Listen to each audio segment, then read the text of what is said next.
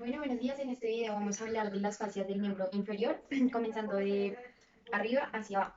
Entonces vamos a empezar por la fascia glútea, la cual anatómicamente nace en la cresta ilíaca del sacro y el coxis se continúa inferior y anteriormente con la fascia lata. De anterior a posterior y de superior a inferior recubre primero la porción anterior del glúteo medio y cuando alcanza el borde anterior del glúteo mayor se divide en tres hojas, la superficial, la medial y la profunda.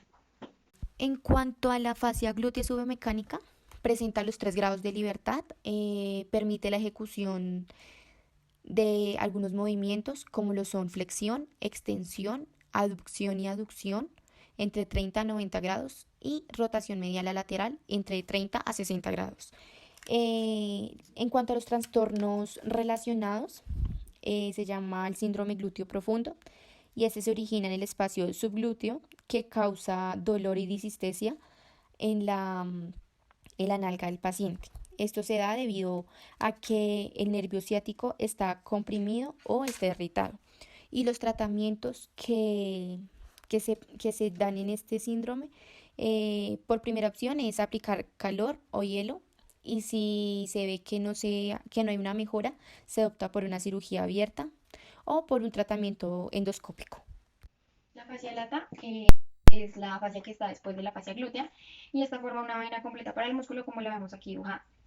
Superior y anteriormente, la fascia se origina en la cresta ilíaca y se fija en el ligamento inguinal y lateral y posteriormente, es decir, acá y hacia atrás, se continúa con la fascia glútea.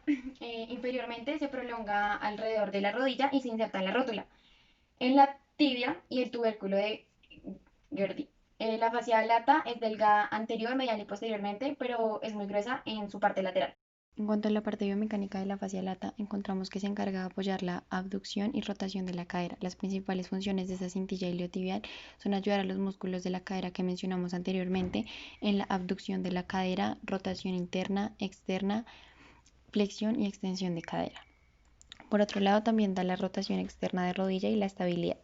Además de la estabilidad lateral de la rodilla y participar en la rotación externa, la cintilla trabaja también de acuerdo a la posición de la rodilla. Si la rodilla está flexionada a más de 30 grados, la cintilla ayuda a flexionar la rodilla aún más.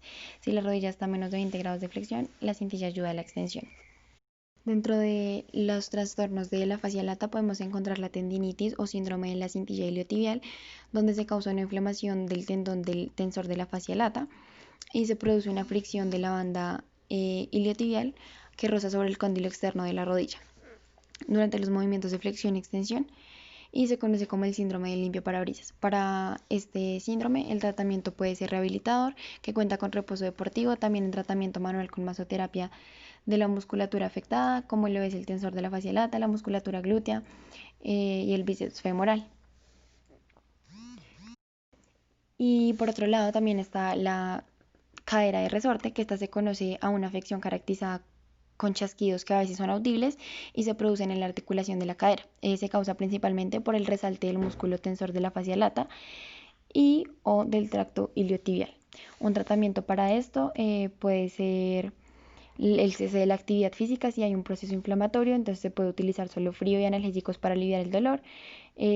Si ya está muy avanzado el tratamiento quirúrgico y si no, pues disminuir la tensión muscular por medio de estiramientos necesarios y pues que el fisioterapeuta aplique testing musculares y el método exploratorio para detectar qué músculos tienen su tono alterado y puedan ser responsables de este síndrome. Bueno, seguido de la fascia lata, vamos a encontrar la fascia crural, que es la que vemos acá, o también se conoce como fascia profunda de la pierna. Entonces, la pierna se halla envuelta en una vaina facial que interrumpe solamente a la altura de la cara medial de la tibia, donde la fascia se confunde con el periósteo, es decir, ya empieza a confundirse con el tejido óseo. El extremo superior de la fascia de la pierna se adhiere anteriormente al peroné, como lo vemos acá, y a los cóndilos y la tuberosidad de la tibia. Recibe expansiones tendinosas de algunos músculos del muslo, es decir, de la parte superior, donde vimos la fascia lata y en concreto el músculo bíceps femoral lateralmente y de los dos músculos que le siguen, el sartorio y el semitendinoso de manera medial. Posterior y superiormente, la fascia de la pierna presenta continuidad con la fascia lata, que es la que acabamos de ver a esta parte, la cual se inserta en la rótula, entonces suele confundirse como si fueran una sola, pero el extremo inferior de la fascia de la pierna se continúa con las fascias de pie que vamos a ver a continuación. La fascia crural tiene un papel importante biomecánico debido a su interacción con los músculos durante la contracción y su asociación con eventos patológicos como el síndrome compartimental. La respuesta mecánica de la fascia crural se describe asumiendo un modelo constitutivo hiperelástico reforzado con fibra, con familias de fibras dispuestas de acuerdo con la disposición espacial de la red de colágeno, como se muestra en el análisis citológico. Esta está relacionada con unos síndromes dolorosos como son el síndrome compartimental de esfuerzo agudo y crónico, relacionado con un aumento de la presión dentro de un comportamiento específico, más frecuentemente en el anterior. Y esto se observa más que todo en pacientes que practican disciplinas deportivas caracterizadas por cargas repetitivas. Como tratamiento podemos encontrar que pueden existir opciones quirúrgicas y no quirúrgicas. Las no quirúrgicas consisten en hacerle fisioterapia, dispositivos ortopédicos, masajes que suspendan suspendidas por el ejercicio, analgésicos, y quirúrgicas que se denomina fascidotomía. Es el tratamiento más efectivo para el síndrome compartimental crónico por ejercicio. Consiste en realizar un corte y abrir el tejido rígido que cubre el compartimento muscular afectando la fascia, y esto libera la presión.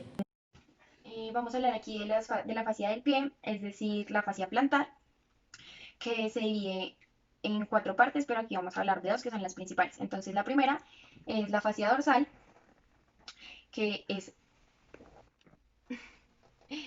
la que está sobre el pie, sobre este lado, que llega a tener como si las cinco lengüetas para los dedos.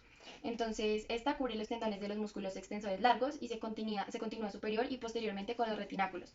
A los lados se adhieren los bordes lateral y medial del pie, fusionándose con los bordes correspondientes a la fascia plantar, que viene siendo esta parte. Vamos a hablar de las fascias plantares, que son las de estos dos lados. Estas están situadas profundas a la piel, por lo cual no se pueden ver así a simple vista, pero se nota más la plantar medial, que es esta. Y se sitúa profunda en la piel y se halla separada por una gruesa capa de tejido graso y cubre los músculos superficiales de los tres grupos musculares de la región plantar. Al igual que la fascia de la región palmar, se divide en tres partes: la media, la medial y la lateral, que se corresponde con los grupos musculares medio, medial y lateral de la planta del pie. Aquí una parte importante que vamos a encontrar es esta parte que se llama la aponeurosis plantar. También despliega cinco lengüetas hacia los dedos. Esta corresponde a la fascia plantar media y se fija posteriormente en la apófisis medial y lateral de la tuberosidad del calcáneo, y anteriormente termina a la altura de las articulaciones metatarsofalángicas. A los lados continúa con las fascias plantar, medial y lateral, que son estas dos. Ahora vamos a especificar un poquito sobre la fascia lateral y medial. Acá podemos ver la medial y acá la lateral, como lo mencionamos anteriormente. La medial, que es esta, es más delgada posteriormente y gruesa anteriormente, lo que por el contrario la fascia plantar lateral es gruesa posteriormente y delgada en su parte anterior. Ambas se insertan posteriormente en la apófisis correspondiente a la tuberosidad del calcáneo y acá al lado de la aponeurosis plantar. Acá. Y anteriormente se suelen confundir con las vainas tendinosas de los dedos, primero y quinto, y con la cintilla pretendinosa correspondiente a la aponeurosis plantar. En la biomecánica de la fascia plantar vamos a encontrar que su función es soporte y absorción de impacto. Entonces la fascia plantar tiene múltiples funciones que son importantes para la biomecánica normal del pie y en particular de la extremidad inferior en general. La función primaria de la fascia plantar es actuar de soporte en el arco del pie y facilitar el movimiento. La fascia plantar también ayuda a soportar nuestro peso y se cree que este soporte es de hasta un 14% de la carga total que recibe nuestro pie. En otras palabras, la fascia plantar actúa como sistema de absorción de impacto cuando el pie toca el suelo. En los trastornos de las fascias del pie encontramos algo que se llama fascitis plantar. Esto se describe generalmente como una lesión inflamatoria muy dolorosa, generalmente en el origen de la fascia plantar, en el calcáneo o el hueso del talón, aunque podría ser central en el arco plantar o incluso distal bajo los dedos del pie. Los tratamientos para esta fascitis plantar son estiramientos, tapping, ortesis o una férula nocturna, o en algunos casos podemos encontrar cirugías.